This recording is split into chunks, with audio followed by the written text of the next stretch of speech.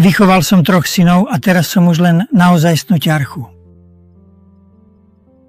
Keď boli malí, obetoval som všetko, aby som im zabezpečil budúcnosť. Cez deň tvrdá práca, večer oprava topánok. Mozole na mojich rukách boli cenou za ich vzdelanie. Jedol som zvyšky. Pili čerstvé mlieko. Ja som nosil staré oblečenie, oni nové. Nebal som sa ťažkosti, len aby im bolo dobre. Neskôr vyrástli a dosiahli úspech. Jeden odišiel do zahraničia, druhý si kúpil byt, tretí sa stal majiteľom firmy. Myslel som si, že to najťažšie už prešlo, ale nie, to najťažšie je teraz. Zostarol som, oči mi zoslabli, nohy ma neposlúchajú. Raz som spadol v kúpeľni a ležal som tam celú noc. Nikto si to nevšimol.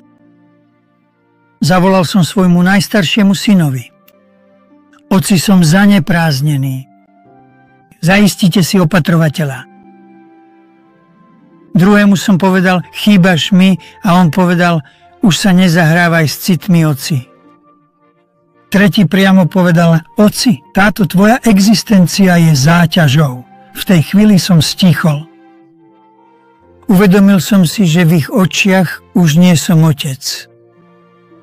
Som len jeden veľký problém.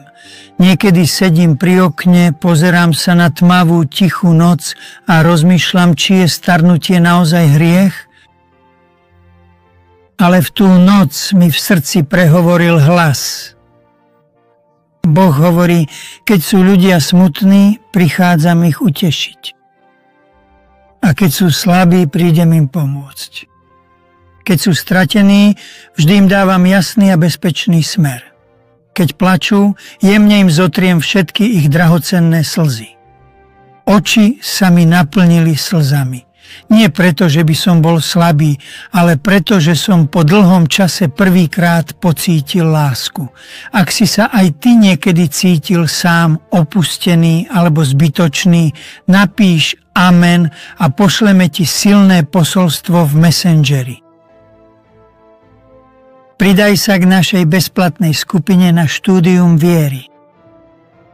Jeden pastor sa bude osobne modliť za teba.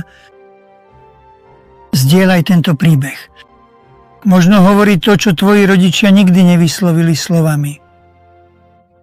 Nezabúdajme, rodičia nie sú bremená.